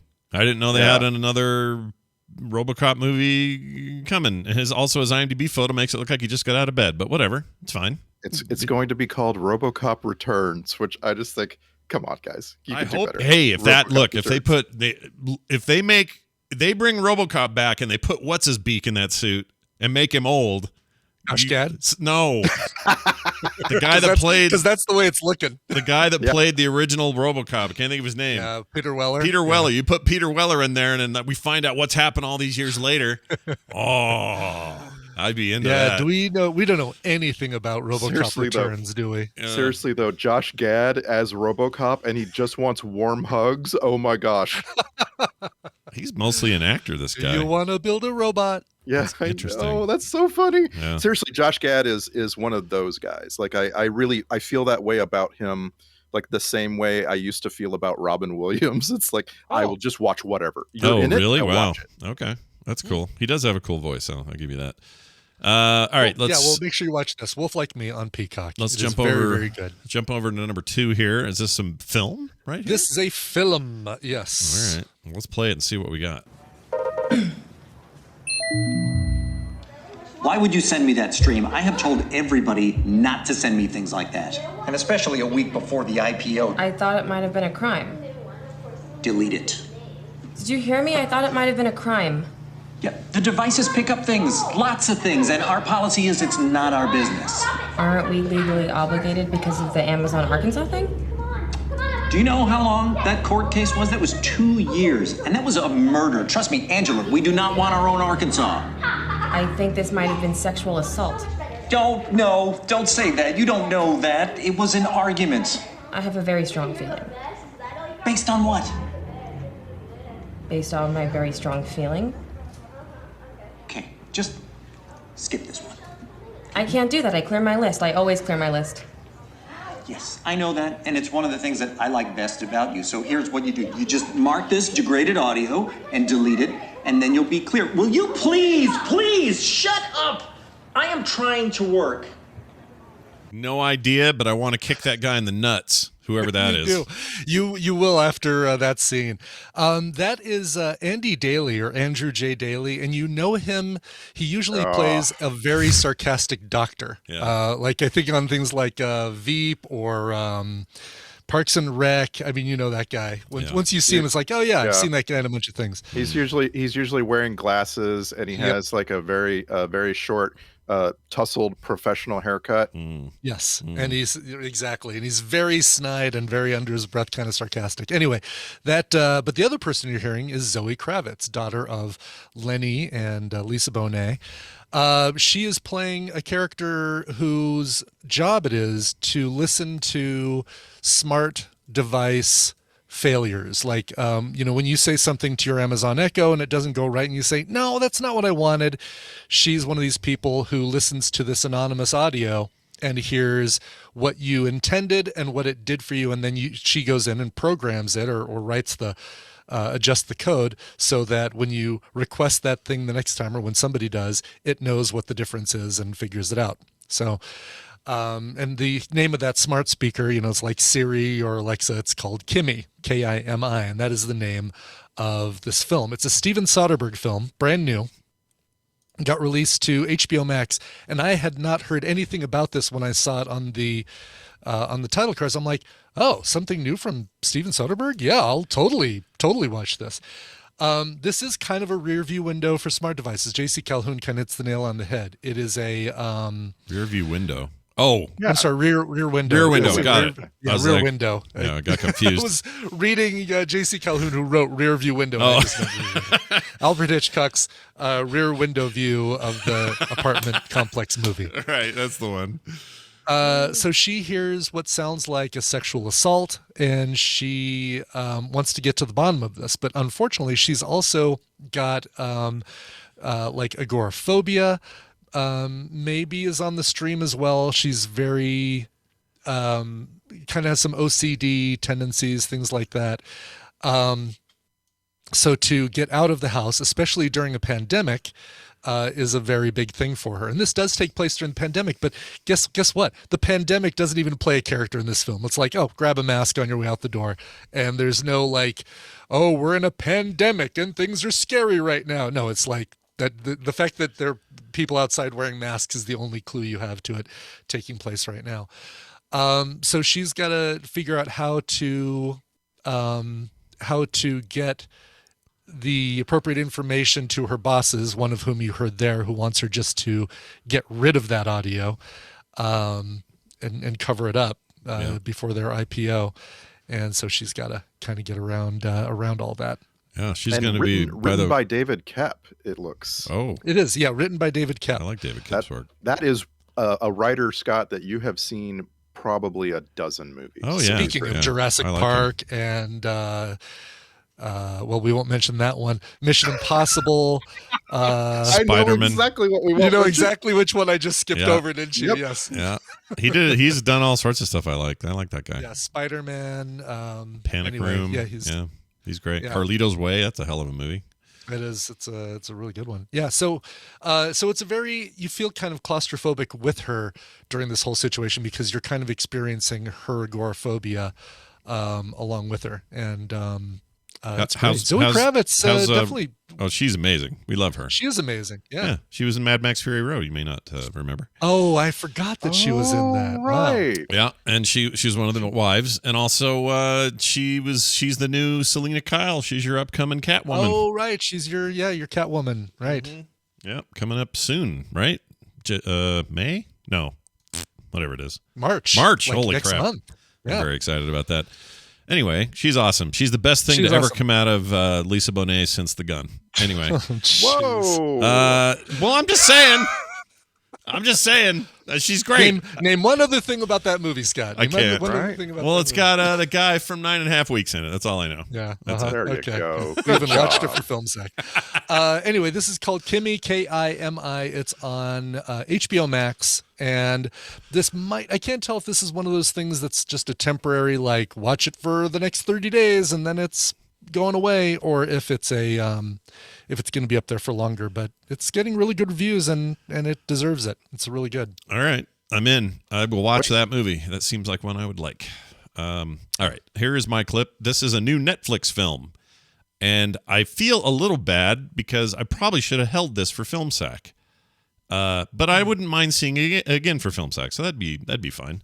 Anyway, let's see if you can figure it out. Here you go. Whatever happened to her? Is she still alive? She became a ranger here in Texas. She must have looked for that maniac for more than 30, 40 years. So she found him. He was wearing a mask. Not easy to locate someone if you don't know what they look like. Okay. This is the Texas Chainsaw Massacre. What? They remade that again? They did. Well, no, actually they didn't. They made a sequel. And the sequel is to the original film, not to I guess technically it's a sequel to the other two sequels that weren't good, that were the old ones, but not. This isn't a sequel to one of the newer things, not even the 2003 Jessica Biel ones, or not Jessica Biel, whoever it was. Maybe it was Jessica Biel. Anyway, I think it was. So this is like 50 years after the original. Leatherface is in hiding, and they just straight up called it Texas Chainsaw Massacre without a subtitle or anything. So that part can be a little bit confusing. This is a new movie by David Blue Garcia. Him and his writing partners and directing partners are the ones responsible for that Don't Talk. What is it? Don't one where let the right one in. No. Maybe it's just called Don't. That would be a fun name. Sorry, not the director, the writers. Hold on. I'm going to find this because it's going to drive me nuts. Okay, here we go. Nope, that ain't it either. I can't remember the name of the damn movie. Right, Don't Breathe. That's it. Don't Breathe. That's it. Oh, okay. Don't Breathe. Which I also recommended. They also did another recommendal I did, which is the remake of the Evil Dead, the original Evil Dead. Evil Dead? Yeah. The Sam Raimi Evil Dead. That's a thing. Yep. And those are great horror movies. I thought they were awesome. They're some of my favorite modern horror movies, and I think they're really, in particular, Evil Dead is a very hard thing to tackle, and I think they did it pretty deftly. I liked what they did. They're scarier and they're more gory, and obviously they're modern, so they, whatever. Here's the thing. I am not going to tell you this new take on Texas Chainsaw Massacre, or this follow-up, I suppose. I'm not going to tell you it's great, because it's not. Story, characters, I hate the characters in it. Everybody who's in it First of all, they're make all them unlikable, so that you don't get sad when they get killed. It's hard to root for any of them. Like you're supposed to root for some, and you just freaking can't do it. Isla Fisher plays the main girl in this. Her name is Lila in this movie. You know her from that 8th grade girl movie. What was that called? 8th grade. It was called. Don't 8th grade. Yeah. She's very good in it. Her girl plays her. They're all fine. They're acting fine. It's just their characterizations are bad. So the concept is this is modern times, and these kids / late teens, early 20s are influencers. And they got the websites and the Instagrams and the whatnots. I want to kill them myself. I know already. This is all you need to know. You're already annoyed, right? But they really play that stuff up, and it is annoying. Alice Krieg's in this. She plays a really interesting. Well, she plays the mother of Leatherface. Yeah, the Borg Queen. She's actually very good. She's not there very long, but she's very good while she's there. This lady named Alwyn Forey. I'm not sure how to say her name. She plays Sally Hardesty, who is the character from the girl who survived the very first old 1970. Oh, really? Okay. Thing. So it's not the actual actress. The old final girl. Yeah, right. The old final girl. It's not the actual actress, but it's somebody playing her, and she's older. Yeah. And she's supposed to be kind of, you know how they're doing with what's her name in the Halloween movies, where she's coming back to get the Jamie Lee Curtis stuff. Yeah, it's a bit like that. Heather Vandacamp Fishsticks with Nightmare on Elm Street. Yes. Yes, Here's all of how that. you stop him. The guy you guys would recognize, another actor, William Hope. We've talked about him recently. He played Gorman on Aliens. He's the one that's he thought he had it all under control, and then just kind of got nervous, bonked his head. In the end, him and Alvarez are in the vent holding the grenade together and then blowing up those aliens. You know the guy. Anyway, Gorman, he's in it. He plays the sheriff. He's also not there very long. And I will say the reason I'm going to recommend this, because I don't think it's that well written. I think the story's a little lame. I think these characters are super annoying. You end up rooting for Leatherface more than any of them. Played by, let's see, what's his name? Mark Burnham, and he's a monster in this. Just a huge dude. And the reason I'm going to recommend it is because you don't go to these movies for any of the things I just said weren't great. You go to them for the set pieces and the gore and the action and the who's going to die first and who's going to die the worst. And if you're into horror movies, you know what I'm talking about. What's the most clever way we can think of to kill somebody, basically, is what you watch those movies Basically, for. yes. And there are some gnarly scenes. There is a scene where everyone's trapped on a luxury bus with him and they can't get out. So close quarters. It is very gory. Like some of the most hardcore gore I've seen in a movie in a while. Now that's not going to be a lot of people's cup of tea. I get it. But if you see this stuff as ridiculous as it actually is, and you're looking for just like that kind of fun, then this movie delivers. If you're looking for well-written, complicated story, whatever, don't go near this. But it will be a future film sack film, I'm sure of it. The one thing I do want to shout out, there's a scene, and I've gifted this and sent it to you guys as well, but there's a beheading in this movie that is so realistic. Yeah, it is. I don't know how they pulled it off. That is disturbing. It is really disturbing. Yeah, it's not for the squeamish. Yeah. As I've been saying, like we're in the age of video game graphics being so good that you have an animation studio make it real. It's just real. Yeah, pretty much. There's probably some other people who do some. I don't know. It's hard to explain why this kind of worked for me more than it didn't. And it's getting panned by reviewers, and I think they're probably right. This isn't great. Like I think the 2003 reboot was actually a pretty good movie, a good horror movie, and it was a pretty good take on that stuff. But it was a reboot. I mean, it was a retelling. I'm having flashbacks to your talking about Euphoria last week. Is everything okay at home, Scott? Oh, everything's great. Yeah, we're all good. Good. Yeah. Good. No. Hey, Euphoria. By the way, this last episode of Euphoria, the finale's this coming week. But man. That show. Fez, if they screw with Fezco, I'm going to be pissed. They better not do. Anyway, all right. So there's that. Texas Chainsaw Massacre. I was looking for a dumb thing, and I found it. It's on Netflix. Cool. It's an original, so it'll stay there forever. Enjoy. And they're doing sequels, so I guess that's all coming. Yeah, and keep an eye on this David Blue Garcia. This is like the beginning of his rise, I think. He's he's going to be pretty common in our lives the next 10 years. Yeah, he's done mostly cinematography, but this is his second directing gig. Talajo he's a Spanish director, right? Somewhere in Mexico, I think. But I'm telling you, got to watch those Mexican directors. They end up making amazing films eventually. I just realized what you were trying to say. You were trying to say Tejano. So Tejano was his first movie, and it's just a sort of a creepy thriller about a rancher in Texas who lives on the border. Yeah. Tejano. So it's not Tejano. Yeah. It's not. It's not Tejano. It's so funny. It's not Machete. All right. Tejano. Herb, it's all the same. Let's get into Randy's. Randy, what's your setup here before I click this? So I'm recommending a second season of a show that first season was kind of meh, I think, for most people, but the second season is real good. And in this clip, we have the main character on a FaceTime call with his wife, who is in prison, and everyone else in the cast just comes by and gets in on what he's talking about. All right, check it out. Here you go. No, they're not fooling around. This is a real thing. What's the verdict? No verdict yet. Aaron is on the stand right now. God, what? If this thing doesn't go my way, Mags, what's gonna happen to Aaron? You'll be fine. You always do the right thing, Mark. Yeah. You brought me back to prison after Louise and I escaped.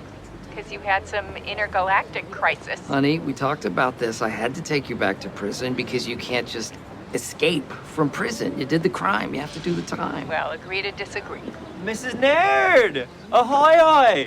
F. Tony Scarapaducci here. How are you? Oh, quick question if you don't mind. What time is it? 2:25. 2:25. And what's trending right now? Tony? What? Tony, you don't need to know what's trending. I don't need to know. I'm just curious. He's fine. Maggie, long time no see. Hi, Brad. How's prison going? You know, it's a lot like the military. It's structured, you get uniforms, and if you put in the time and effort, you assume a rank. You can go from being someone's bitch to a gang member with your own bitch. All right, so I forgot that Lisa Kudrow was in this. Oh my gosh, yeah. So that was Steve Carell, of course, and he's talking to her, and Ben Schwartz comes along, and then Jimmy O Yang comes along, and then Don Lake comes along, and I could have given you 5 minutes do you ever get Malkovich? Does he show up? His entire cast ends up in this little scene, and it's the perfect sort of like beginning for me for the second season. Because the first season, you know how these Greg Daniels shows go, right? The first season is just they had one joke, right? Yeah. Isn't the idea of Space Force funny? Yeah. Right? That's the whole joke, and they spend the whole season kind of investigating that thought, and so it goes places, but it doesn't really. It's not very cohesive. Yeah. This second season. It's like that. What I hear about like the second season of Office, you know what I mean? Like where okay, now we've established all our stuff, and we're going to tell our stories and have the real solid humor. And John Malkovich is the funniest person on television. I can't believe I'm saying that. I know, it's crazy how good he is. I actually kind of liked season 1, so I'm really happy to hear that season 2 is better than that because I thought it was okay. So I'm kind of looking forward to. See, it's funny. New. The two you brought up The Office, but it's true of Greg Daniels in general. Like I thought Parks and Rec's first season was really weak, and it got way better second season. So it's weird how that guy does that. It's like he's got to feel out the stuff. You start with an idea, right? And you have to unpack it and figure out what the idea means. And I'm not saying the first season was bad, but you recall I tried to get you guys to watch a Apple show called C a few months ago. Jason Momoa. Still the on my first list. season. The first season of that isn't bad. It's just the second season is so freaking good that you've got to watch it. Sure. He, by the way, dude got his start in. I didn't know he started on The Simpsons. That was news to me. He eventually moved over to King of the Hill, and then did. Oh, really? The Office almost right after that is when that started, and then here he is today. That's pretty cool. On Rotten Tomatoes, Space Force Season 1 is currently at 39%. Ooh, geez. Space Force Season 2 is at 88%. Oh, okay. Well, there you go. See what you get when you give it a year and then you do your best work. I'm shocked that brought it back, and I'm glad. I'm so freaking glad. I mean, everybody in this show is just firing on all cylinders. And Tawny Newsome, who you know might think of as forgettable compared to all these other Ben Schwartz type actors, Tawny Newsome, they give her a much bigger role. Is she the daughter? No, the daughter is Diana Silvers, who is suddenly 25 years old in real life, and they're having a really hard time keeping her in high school in this show. But Tawny Newsome plays the main astronaut. They've decided that they're going to elevate like an astronaut from the crew that went to the moon in the first season as sort of like the main character from that group.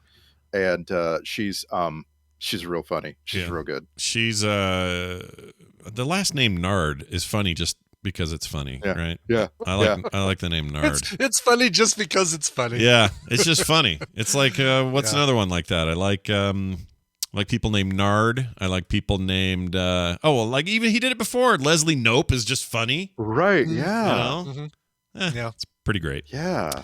So there you have it. Good stuff. Don't want to give you really any spoilers, but let's just say Space Force, they figured out that they needed to have an overarching season story, right? Yeah. And so that story, I think this is all laid out in the first episode.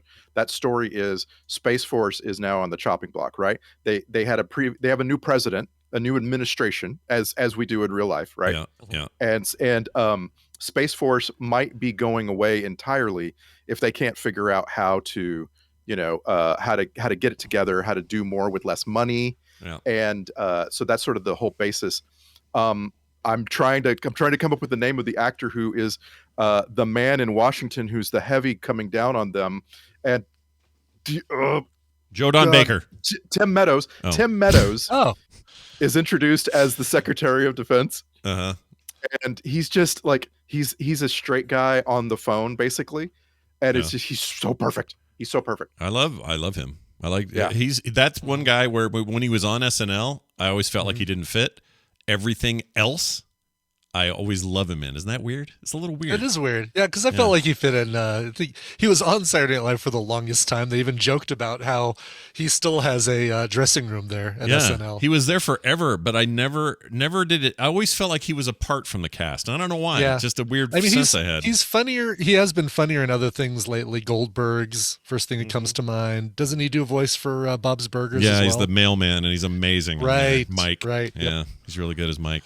All right then. These are my point was that like, do you remember in Justified how once they got into their seasons, they would start and you'd go, oh, here's a new character. I'll bet that's going to be the bad guy. And then you realize, oh, they're going to give you that character for the whole season. And then at the end, that bad guy is either going to get killed or get arrested and thrown in prison. Right? That's Justified. Every single season is like that, right? Yeah.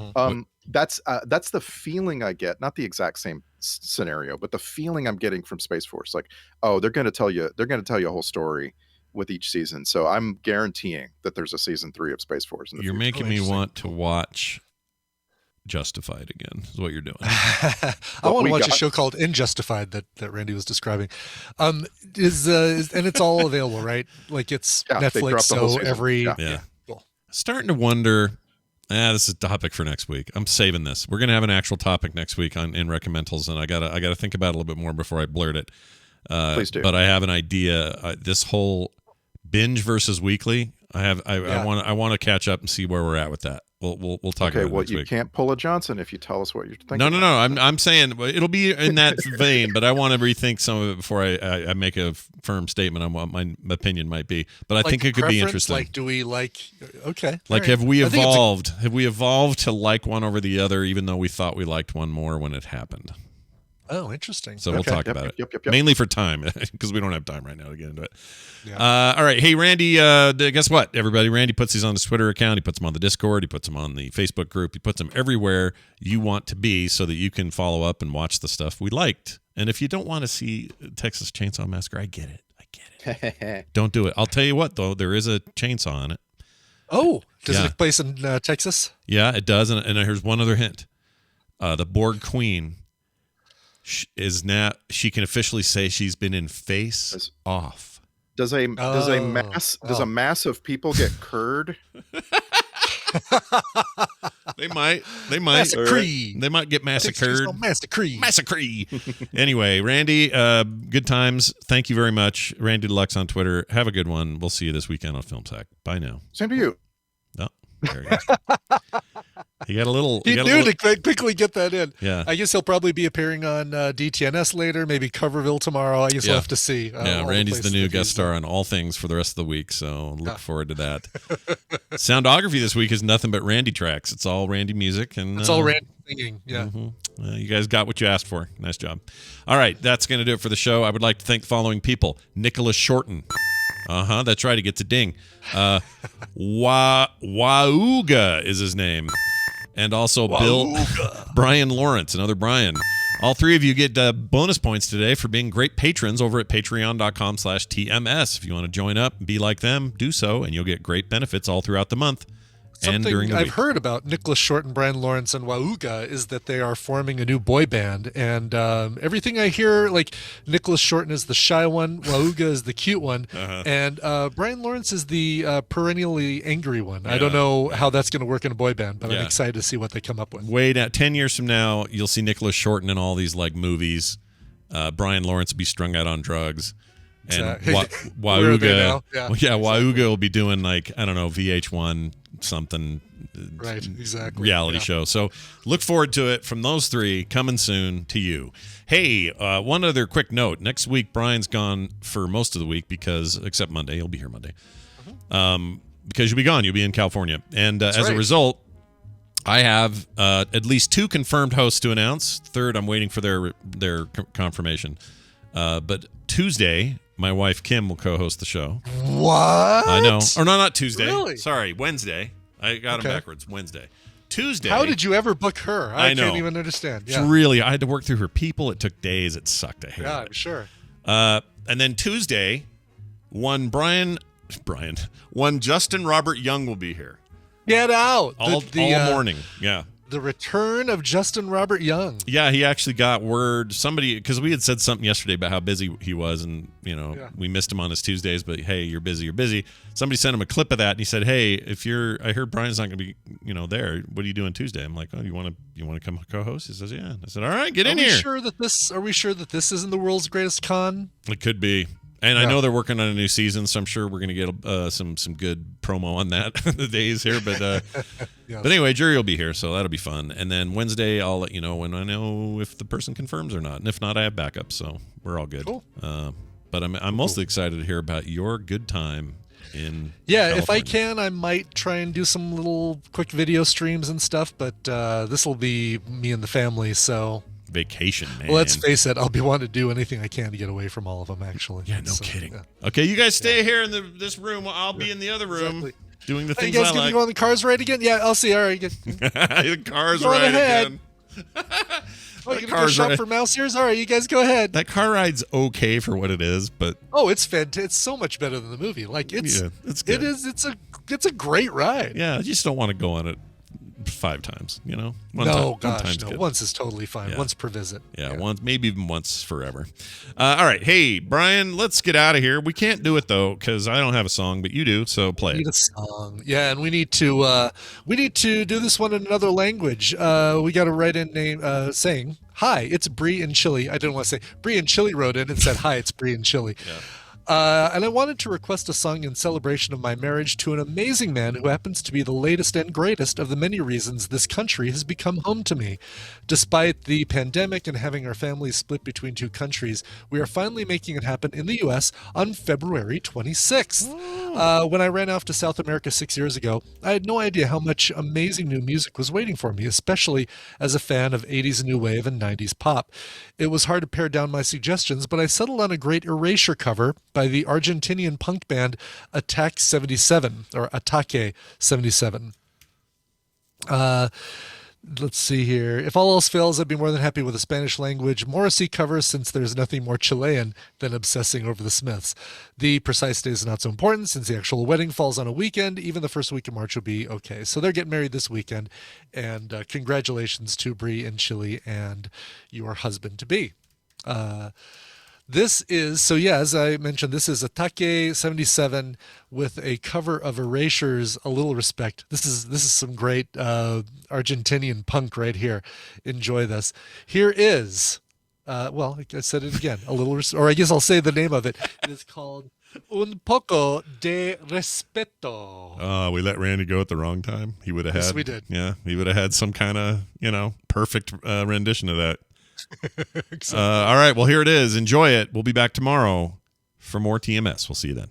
This show is part of the Frog Pants Network. Frog Pants Network. Get more shows like this at frogpants.com. Oh, Nicole. Oh, it was cute. Always fun. Oh, I miss Nicole. I do too. I mean, you got her right there in Colorado, but we haven't seen them. When's the last time you've seen them? I'm curious. Pandemic. Oh my gosh, really? Yeah, we did a drive-by at their house, and she put a jar of sourdough starter out for me, and that's the closest we've come to any interactions, in-person interactions with the Spagnolos. Crazy. That's cool though. Well, since then, Mark's gotten a little grayer, and he's looking, still even recognize them anymore. Still a very handsome Italian man of a certain age. If you put a scarf on him, he's Patrick. Basically, he's 100% Patrick. Except Patrick looks like a guy who's not getting any sleep right now. That's what Patrick looks like. Oh, he probably isn't. I saw him recently, and he looked like a guy that was like having a hard time getting the new baby to sleep on a schedule. Yeah. And I keep telling Taylor, you have no idea how easy Van has been. He's slept all night after the first week and never not done that. He doesn't get up in the night. The worst case is he might show up in your room at 7 a.m. right now when he's 3 and go, Mom, dinosaurs, whatever. But he sleeps all night. And I'm telling her, most parents don't get that. But Taylor's like, oh, Van was this or that. I'm like, you don't get to complain. That kid's like perfect. Are you kidding? No, he seems like a really easy kid. He's so easy. All right, let's do Tittles. Tittles. I've already selected Heather Mandolin Vandacamp Fishsticks. Amazing. Who did that one? A jigger of meth, a handful of coke, and a hogshead of weed. That's Rubelax. We've never seen your titles before, have we? And Rubelax putting Sam Jane's bun is an 11. Like, I don't know how I would feel if I was Samantha Jane. I know. Yes. Just it's not creepy. It's no creepier than me smelling the lady at the restaurant. This is true. Both of them very creepy. That's not a moon. That's a waste station. Yeah. Very funny. Grab your clown horn, rather. I like that. Nintendo and Nintendon'ts with Tom. That's good. The Freeze Tom newsletter. What? Wicked Kitten, what? We will say that one too. Well done, Monica. That's funny. That's really funny. What does your server smell like? That's good. I was so excited to touch that button. I like that one. Oh, I didn't know you were reading. You thought I was just saying a thing. I was like, what are you talking about? Yeah, no. Do you want to build a robot? The coat incident is good. That is weird that nobody grabs a jacket on their way out the door. It's weird. Yeah, you and I do because obviously we were in colder climates for a lot of the years. So must be it. I just figured we had more people that would say it. Neither take nor leave recycling. Yeah, that's good. Cheers, the bar where everyone screams your name. Why is that? Why? I don't know. Why is that a thing? I don't think we can use it because I don't know what it's a reference to. Yeah, TRPW, where'd that come from? Yeah, because I know I talked about that bar. It looks like a Cheers bar, but we didn't have any scream thing. I don't know what that is. Yeah. Boats and Olds. What is that? Boats and Olds. I don't know that either. We'll do it. It's fine. Okay. Please don't stroke out on air. That's good. Greasy I like pocket. Sleepy Turtles. That's good. I also like Greasy Pocket Earbuds. Yeah. Why'd you call those Greasy Pocket Earbuds, by the way? You call them that. I don't know. Yeah. It's a weird thing. Because I have them in a case, I know. No, but when you look at them in the case, you can be the cleanest person in the world when it comes to your ears.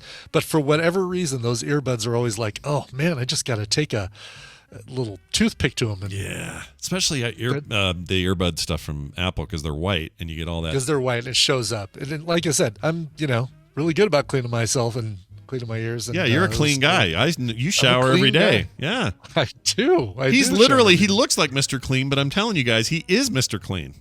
Just without an earring. That's right. Yep. That's right. Yeah. And the wife beater shirt. You had one recycling. Now let's see. Something draws me to Isla Fisher. Yeah, is that like Isla Nublar? Is that a? I don't know what that was. It was something. Well, you or Randy said it about the actress, right? I said that they kept getting drawn together, like the Josh Gad and she keep bumping into each other. Oh, that might be it. I wonder if that's the reference. But I do find her extremely attractive. Yeah. Like I'm. What do you think she smells like? I'm a fan. Isla Fisher. Isla Fisher, Icor. It's Isla Fisher. What do you think she smells like? What do you think? Like fresh roses. Oh, man.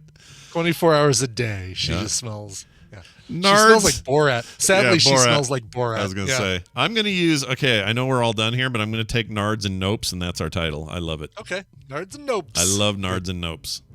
So, Lesarge, today was your day. Yeah. Well done. With only 2 votes, you got it. Yeah. So, I got to copy that out. Let me do that, and then let me unselect it there. And then me click this button, and then export as CSV. Okay. Yeah, right. Uh-huh. Yeah. Oh, here it comes. Okay. All right. Now I got to paste it. Oh, wait a minute. We got a period where we don't want a period. Smells like beef. Math class when you're 13. All right, here we go. Paste. Empty. Okay, boom. All right, now, we have a Tom one. Here we go. Nintendo's don't and do and whatever. I don't think we had one with Randy, did we? I think we did. Didn't we have a... Oh, we did. Yeah, we have like 2 or something. We had 2 with Randy. Yeah, it was... Oh, no, it was 2 with Tom. We have Freeze Tom newsletter. Oh, right. Yeah, we don't have one with Randy, but we could do... I thought we did. I guess we did. We didn't. No. It could be a jigger of meth, a handful of coke, and a hogshead of weed with Randy, because he was the one who said. All right, let's do that. He wants to do Let's do that. We can totally do that. Jeannie, I don't think we're going to do stroking out with Randy. No. Too many people with real funny, strokes. Though. It is funny, but strokes, man, they're scary. Yeah. All right, here we go. The read commences in 3, 2, 1. Coming up on TMS, Heather Mandolin Vandacamp Fishsticks. That's not a moon, it's a waste station. Grab your clown horn. What does your server smell like? I was so excited to touch that button. The coat incident. Freeze Tom newsletter. Something draws me to Isla Fisher. Do you want to build a robot? Neither take nor leave recycling. Boats and olds. Please don't stroke out on air. Greasy Pocket Earbuds. I like Sleepy Turtles. Nintendos and Nintendon'ts with Tom. A jigger of meth, a handful of coke, and a hogshead of weed, and more on this episode of The Morning Stream with Randy. No, that's good. Because we didn't have it in there. No, that's right. That's funny because I realized it and I went, did we redo it? No. And then you went, with Randy. That made me laugh. All right. I think we have it all. We have it all. Right. We have it all. We've done it. I'm going to try out. So I got a new tripod yesterday. Again, the magic of Amazon. I ordered a new tripod yesterday morning. It was here by 4 p.m. last night. And so I've got that set up to do the pro cam, shoot pro cam thing with some little painting. Send that box immediately to recycling. That's how that'll go. Yes, it did. Actually, that box did make it into recycling. Did it? Nice. Yeah, so what's your not sitting out on the curb anymore? What's your schedule? When are you doing it? I'm going to do it late afternoon. Like I'll try to see this. I'm on DTNS a lot. But, that might work. I might be able to get it. I might be done with DTNS by now. But I have a bonus show today, but I think I can. Okay. I can stick around and watch that. I'll be doing it for a while. It's going to be Moon Knight. Yeah, that's all I'm going to say about that. I'll be painting Moon Knight. All right. Ooh, there's secrets then? Are there secret surprises or just yes, Moon a little Knight? Secret surprise about how I'm going to be painting Moon Knight. Well, look at that. I'm in. That sounds great. Brian Ibbett, everybody. You know him, you love him. We'll see you later.